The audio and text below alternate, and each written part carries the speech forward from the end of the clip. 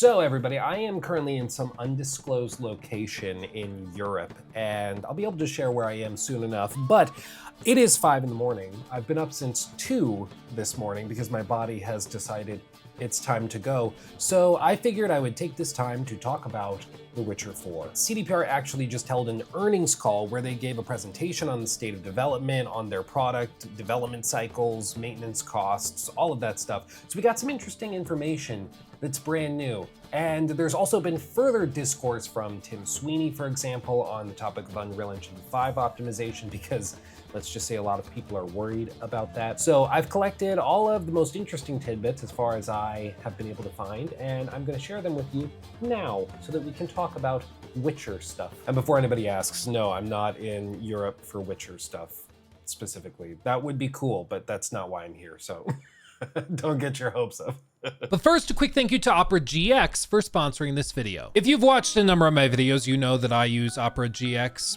every day. I use it on stream, I use it in all of these videos, and it's because I really like it, and it's super customizable too. For example, they are now doing a Witcher 3 Wild Hunt 10th Anniversary Edition mod, which yes, it's 10 years old. I feel old too. But as you can see, you go to the GX store, you just hit install mod, and then instantaneously we swap. We've upgraded. If I open a new tab, look what happens. We've now transformed into the Witcher browser with all sorts of unique elements specifically themed around The Witcher 3. As you can see, not only have the icons on the side of the browser changed, but even more specifically, this is the Witcher hub. And as you can see, there's all sorts of little tidbits related to The Witcher, whether it's trailers, modding information, if you're playing the game and you want quick access. And I also want to make it clear that this is an official partnership with CD Projekt Red. It's the ultimate Witcher browser experience for sure. In addition to incredible customization, Opera GX also has an easy import tool, meaning it's easier than ever to swap from your current browser over to Opera GX. Again, you've seen me using Opera GX every day on stream. I really like the browser. It works fantastically well, especially as a gaming nerd who likes a lot of customization on my browser experience. I can't recommend it enough. Download it with my link in the description box below or in the pinned comment. Thank you again to Opera GX for sponsoring this video. Okay, so like I said, CDPR just had their earnings call where they shared a bunch of interesting information. Now, some of the stuff that they talked about was more interesting than others. For example, they talked about Cyberpunk releasing on the Switch 2 back in June, and they discussed the split of physical versus digital. Apparently, only 25% of copies of Cyberpunk 2077 on the Switch 2 were digital. 3/4 of them were physical, which I just find interesting. Notably, they did say at the time that the entire game was contained within the cartridge, which is why their margins on it were actually tiny, because they had to like upgrade to a higher capacity SD card, whatever you call those Switch cards. It's just interesting. But they did refuse to say how many copies they sold. Make of that what you will. I'm not sure how many people are playing Cyberpunk 2077 on the Switch 2, but apparently it wasn't a number that they felt comfortable sharing. Similarly, they also discussed releasing Cyberpunk on Mac Silicon, which is something they did back in July. I don't know who's playing Cyberpunk 2077 on a MacBook Pro, but you can now technically. I've previously tried playing high-end games on my MacBook Pro, and it's possible, but it's rendering at like 900p, barely hitting 30 frames, and it overheats so bad that it drops like 15 because it thermal throttles.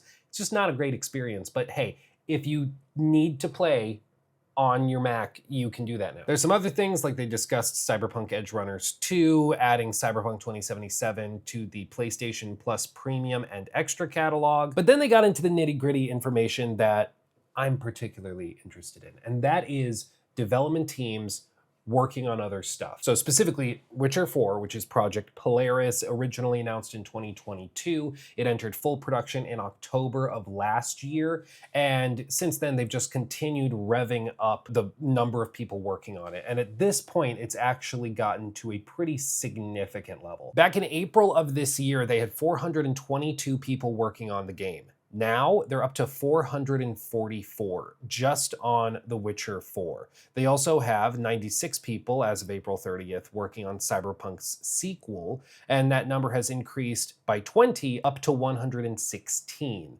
They've also expanded their other teams, such as the ones working on Project Sirius and Project Hadar, and their shared services teams and other projects have also grown. Overall, their development teams have increased to just under 800 team members, which puts them on the larger side as far as developers are concerned for this many projects. There are some other studios, for example, like Saber Interactive, who did like Space Marine 2, and they do a lot of other games. But those companies have like thousands of employees, and they work on dozens of games. I mean, it's like kind of ridiculous if you ever look up how many projects they work on. Same thing, for example, with like Virtuos, which is the team that did the Oblivion remake, remaster, and they also work on a bajillion other things with like 4,500 employees, but it's because they're a contractor, so they do smaller stuff for a bunch of different games. But this is a team that is making all of like 4 games at various stages of development, and they're trying to do it on a very, very high level. And it definitely puts them in the larger category as far as AAA developers are concerned working on these types of projects. To put it in perspective, as of the end of 2023, it was estimated that Bethesda Game Studios had 450 employees across their various projects that were working on things like not just Starfield, but also other projects like The Elder Scrolls 6 and their mobile games and Fallout 76. And so I think that's a fairly fair comparison to draw in terms of the size and number of projects that they're working on. But in the case of CDPR, they have almost double the total number of employees as they are scaling up bigger and bigger and bigger. And it's possible that like BGS is also scaling up. We just don't know. Now, one of the interesting little tidbits that I've noticed over the last couple of years, specifically from industry analysts looking at CDPR, is that there has been a shift in expectation from investors as it pertains to spending, because now investors and analysts are not as worried about expenditures as it relates to engine optimization or R&D and things like that. And that used to be a pretty significant chunk of spending for the company. But now all of that has pretty much been funneled outward to Epic Games because they've partnered on Unreal Engine 5. So now CDPR's books are pretty much just filled with expenses as it relates to game development. And all of that crap for like managing an engine is now Epic's problem, and the problem of like other corporate partners they have, like Nvidia for ray tracing stuff within Cyberpunk, or like I'm sure that Nintendo helped optimize Cyberpunk for the Switch 2 and things like that. So I think it's really interesting to see that the shift towards Unreal Engine was not just a matter of pragmatism, being practical, like, hey, we can hire people right out of school that know how to use the tools because everybody gets trained on Unreal Engine. That's a part of it, you know, certainly a component. Or like the idea that Unreal Engine, it's popular, people know about it, investors, retail investors know about it, so that can help too. But it's also just on a very practical level. Game development is so weird because it's art and it's engineering. It's not just like build a bridge that's functional. It has to be pretty, it has to be thought-provoking, sometimes it has to be emotional. Like it's two sides of very different coins at the same time. Like it's crazy complicated. And what has historically happened is that CDPR would be making their Red engine. So they're basically a software company, like a software engineering company making a game engine. And then they also have this other side of the company that's trying to make a work of art and a compelling story and interesting gameplay mechanics. And it's a totally different thing, but they have to work in tandem at the same time. And that's really expensive and really freaking complicated. And sometimes they don't line up too well. And it can just be more trouble than it may be worth, as we saw with like Cyberpunk, where things just got out of hand. And so their strategic partnership with Epic Games has been aimed not just to alleviate pressure on the company itself in terms of development so that they can just be a game studio instead of like a software engineering studio as well, but it's also because investors love the idea of less complexity within the business, because now they don't have to invest based on the hope that CDPR has a properly maintained and optimized engine. They don't have to worry about that. When they analyze CDPR as a business, they just have to look at the games. They just have to look at what they're presenting in that field. And investors, the number one thing investors hate is uncertainty. And a great way to increase uncertainty in general is by introducing more complexity to your operation. And in this case, they've simplified their operation significantly with this partnership, and I think that that's a big component of it. Now, I want to talk a little bit more about this Unreal Engine 5 partnership that they've got, and I want to go back to that demo that they released a couple months back. You remember this, it was the State of Unreal Engine 5.6 tech demo that they did. It was about 16 minutes long, and it showcased some tools that they're going to be using in The Witcher 4. The important thing about this, though, that is crucial to understand is that they have said like 15 different times that this is not The Witcher 4. This is a tech demo showing tools they will use in The Witcher 4. And that's crucial to understand because they're not claiming that this is like a level you will play. They have built this from scratch to showcase and demonstrate what is possible within The Witcher 4 and what tools they're using. So it will probably look like this. It will probably feel like this because this is sort of the sizzle reel. This is what they're targeting. This is what they're shooting for. But it's important to understand that this is a tech demo. There are some things that we've seen in here that probably will not make it to the final release. For example, there's the one point where Ciri is walking through the crowd and then she bumps into this dude and he drops a crate full of apples. The apples fall and roll down the hill, and when this happens, a kid runs over and picks one of these apples up, and then the pigs break out of their pen and also run up the hill to eat the apples as well. Like, that's cool. That's a cool detail. But let's be perfectly honest with ourselves. That's probably not going to be in the final game. If it is, that's cool. If it is like, hey, if you just are walking down the street and you bump into a dude that's carrying something, he'll drop it. And then there's different behaviors for all the NPCs and animals where their behaviors will change and they'll go do things based on what he was carrying and if he dropped it. That's cool. But like, let's be perfectly real. That is a sizzle reel ideal. It's probably not something that's going to be built out dynamically across an entire like open world. It's just, I want to be realistic here. In the same vein as being realistic as it pertains to The Witcher 4 and Unreal Engine as a partnership, optimization and performance is certainly a point of contention and concern with regards to the engine recently. Metal Gear Solid Delta is probably the one everybody's thinking of recently. It is an Unreal Engine game that just released, and even on the PlayStation 5 Pro, on performance mode, it struggles to maintain a frame rate above 40 FPS. There's many sections where it's down in the like low 30s, and it's rendering at 756p, according to the pixel counting that Digital Foundry did. Like, you're talking about a game that is released for full price in 2025, and on performance mode on a $750 console, because it just got a price increase, it is struggling to maintain like 35 frames at 756p. Like, the Xbox One, which was considered an outdated, like low-powered console when it dropped because it was basically a cable box, that ran games at 900p natively. And we're having trouble running games in 2025 on Unreal Engine at 756p. Like, what are we doing? And this has actually kickstarted a lot of debate within the gaming sphere. Like, is this an Unreal Engine problem, or is it an optimization developer problem, or is it both? And honestly, I think with most things, the truth is somewhere in the middle. It's a little bit of both. I think Unreal Engine does a great job and is a very powerful tool set, but I think it's also really good at getting good enough for release, according to like the producers and managers on projects. They're like, oh, so it can run at 60 frames. Oh, it looks like the screen is smeared in Vaseline, or you took a Krispy Kreme donut and rubbed it all over your TV. It's good enough. Like, just put it out. And that's unfortunately the mindset that a lot of these executives have, is that if they can put it out and it's good enough and people will still buy it, why optimize further? Examples of this would be Monster Hunter Wilds earlier this year. At launch, people were complaining about how poorly it ran and how badly it was optimized, but it still sold 10 million copies as of March 31st of this year. Like, even with people mentioning that it ran really poorly and was badly optimized and was kind of a mess on lower tier hardware, it still sold 8 million copies in its first 3 days. Like, can you blame them for not optimizing?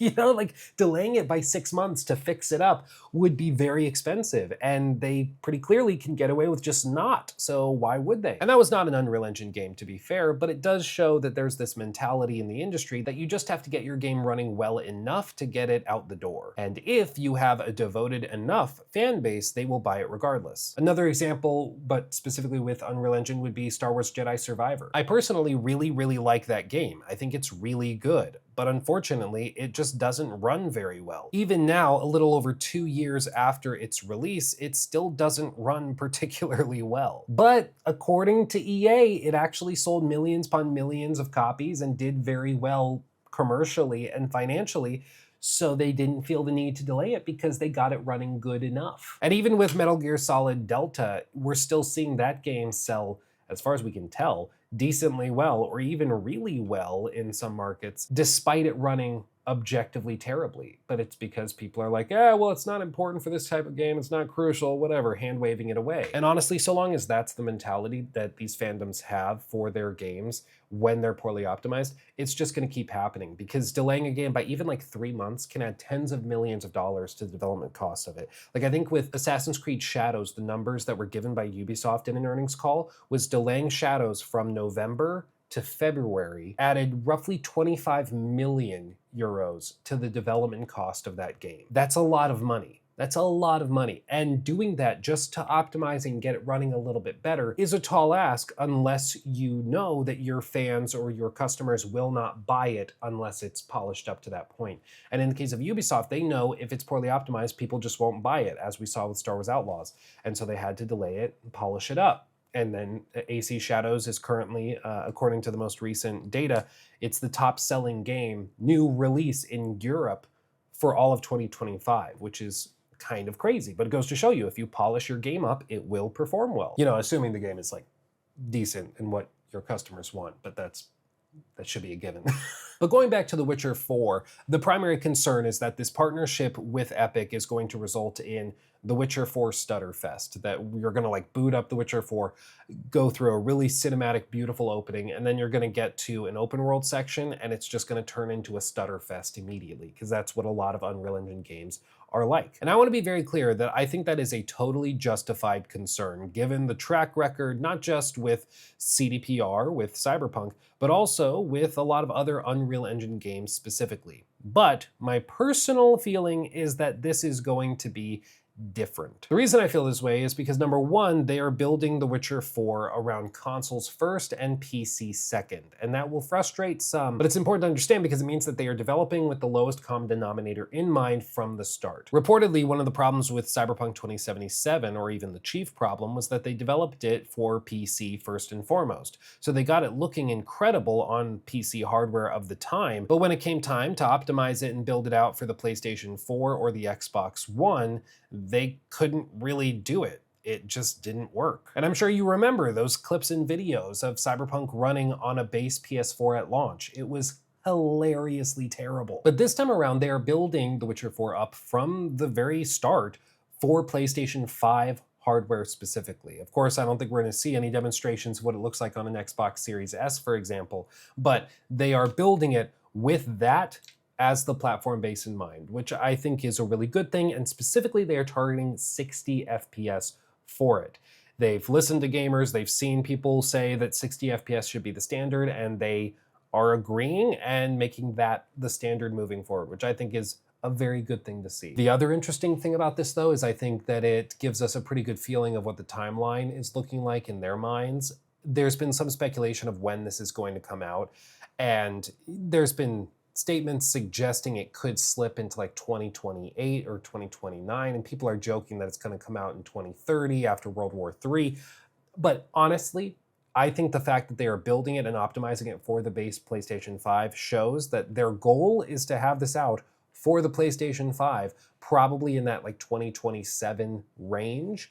And I would guess that they soon after do a cross-generational release, so they'll release it for the PlayStation 6 and whatever the next Xbox is called, and then they'll get to double dip on the platform sales that way with all sorts of optimizations and 8K resolutions on the next-gen hardware, stuff like that. And honestly, it's one of the things I'm most excited for in life and existence itself, is that it actually looks pretty likely that we will see Elder Scrolls 6 and The Witcher 4 go head to head. Like literally The Witcher 3 versus Fallout 4 all over again, BGS versus CDPR, and dude, I am here for it. It's gonna be so cool to see like how different those games are.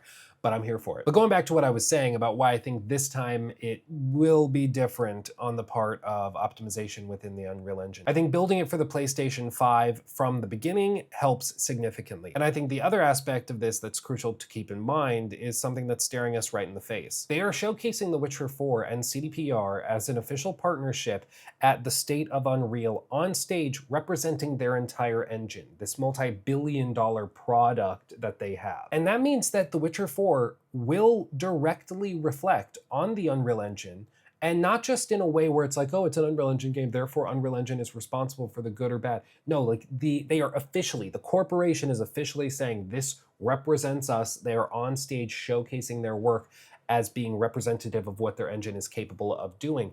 And as a result, I think that that raises the standard significantly, and I think it means that Epic is going to be much more involved. Very similarly to what happened with CDPR and Cyberpunk 2077 with NVIDIA. In case you somehow don't recall, CDPR had a really close relationship, and still does, with NVIDIA for all of their ray tracing optimization tools. You remember all of those promotions for why you should buy a 5090 or a 4090, and they showcase the path tracing and the overdrive ray tracing and ray reconstruction and all that. They only ever really used Cyberpunk 2077 as the example of a game using those cool new features. And it's because NVIDIA basically went to CDPR and they had this symbiotic relationship where CDPR got better ray tracing and beautiful graphics in their game, and then NVIDIA got to showcase all of their cool new tech in a game that people found really impressive.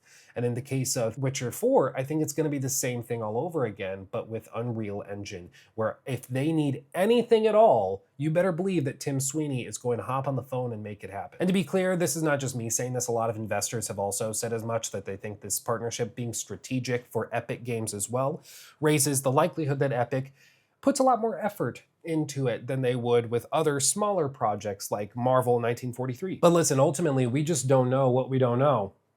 We don't. It could be that The Witcher 4 runs terribly and is a disaster. That could happen. Anything's possible. Nobody thought Cyberpunk would run like crap. Nobody thought that No Man's Sky was going to be a dumpster fire, but they surprised us, you know? So it's possible. And as always, you should wait until you see gameplay and you see previews or reviews or whatever else. And that time will come eventually. But as of right now, I think all the doom and gloom as it pertains to Unreal Engine 5 games, I think it's justified because there's been some horrendous ports recently, absolutely. But let's not mix it up or get confused. Like, at the end of the day, Unreal Engine is a tool developers use, and it's up to the developers to use the tool properly and to use it to create something that's high quality, that's polished and built out. And the fact that we've seen some of these games that are so hilariously unoptimized, I think is more a testament to how poor and exceptionally poor the optimization was on the part of the devs and the studio and the production pipelines and everything, than it is necessarily just a critique of the engine itself.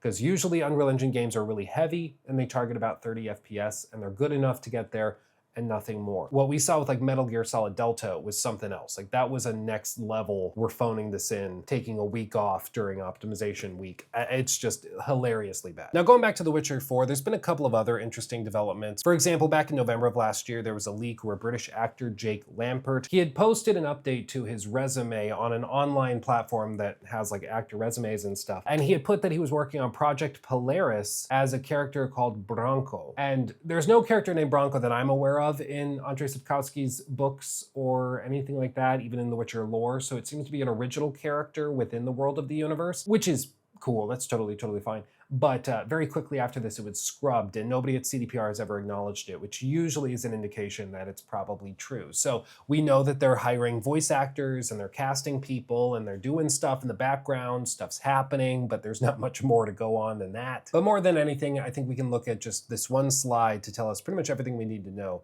which is research, development, and product maintenance costs. And you can see the little blue bars, or blue section of the bars, represents development expenditures on new products. So these are the Witcher 4s, the Cyberpunk 2s, and those types of projects. And as you can see, in Q1 of 2024 versus Q1 of 2025, or even Q2 of 2025, their development expenditures have effectively doubled. Like, they are going all in. They are spending a crap ton of money. They're expanding the teams. And you can see right about when we hit full production on The Witcher 4, they also saw a spike in development costs and increase because they all just went and jumped on board and they started working their butts off on it. And it gets me really excited because it means that we're starting to really pick up steam and momentum, and we're just full steam ahead to launch. And it's very likely that we start to hear about it. Maybe next year we get like a trailer, you know, an official reveal trailer of what the game actually is. But I have a feeling we'll still see The Witcher 4 every year, at least at the State of Unreal, as like a check-in to see what the next generation open world game is going to look like on Unreal Engine. And I'm here for it. I'm excited to see it. But overall, I think The Witcher 4 is looking like it's going to be something pretty incredible. And I'm excited to see what they've got, and I hope they don't don't disappoint us again. But I'm here for it, and we'll keep an eye on it. You know, it's important to remember, of course, the Cyberpunk 2077 event with regard to CDPR, but it's also important to remember what they did after it. Like if Hello Games comes out and showcases Light No Fire, I think it's okay to be excited about it because they've demonstrated over the last decade or so that they are committed to fixing what went wrong, and they've more than made up for it in the case of No Man's Sky, for example. And I think Phantom Liberty was a phenomenal showcase of how CDPR still got it. They just had to iron out their development pipeline issues, and they definitely did that because Phantom Liberty was phenomenal. So I think it's important to just keep in mind that stuff, but I also think it's probably not justified to be like a cynical prick about it. I think The Witcher 4 looks really cool. I think there's a lot of fantastic things going on, and the more I dig into it, the more excited I become. The concerns over Unreal Engine 5 optimization's totally justified. I think it's fair to bring that up, but I think this time it's going to be a focus for them as well, not just on the part of CDPR wanting to make sure that they don't have a Cyberpunk situation again, but also on the part of Epic Games, because this game will represent their entire multi-billion-dollar product, and they know that. And also just on a practical level, everybody on social media that's blasting Unreal Engine right now, like development studios know that when people see Unreal Engine, they think, oh, Stutterfest. Like everybody knows that. And Tim Sweeney knows it. In fact, he was just doing an Unreal Fest keynote in South Korea like a few days ago. And somebody asked him about optimization in Unreal Engine 5. And he said basically it's because developers aren't optimizing early enough in development, and they're optimizing for high-end PCs first, and then they're trying to work backwards to optimize for consoles, and it just doesn't happen. And so he's working on trying to get that solved and have like better guidelines and guidance for developers to prevent that from happening. So even the CEO of Epic is aware of it and is trying to fix it because he knows it reflects poorly on his engine and his stuff. Like it sucks that a developer can have a really poorly optimized game and then it reflects badly on the tool when the tool didn't necessarily screw anything up. It was just that the person using the tool used the hammer to punch a bunch of holes in the walls, and then they tried to blame the hammer. You know, it's like, no, I mean, you did that. It's not the hammer's fault. Your aim at the nail is bad. You know, you're the one that did that. But anyway, I could ramble about this all day. As you can see, the sun is starting to come up outside, it appears. So I'm going to go get me a coffee and a Danish and rock and roll. Thank you for watching. I love you all desperately. Thank you for making my dreams a reality. The fact that I can come to Europe for something like this is insane, and I'll be able to talk about it very, very soon. So make sure to subscribe to find out why I'm wherever I am. But with that said, thanks for watching. Love you all. See you in the next one. Hugs and kisses.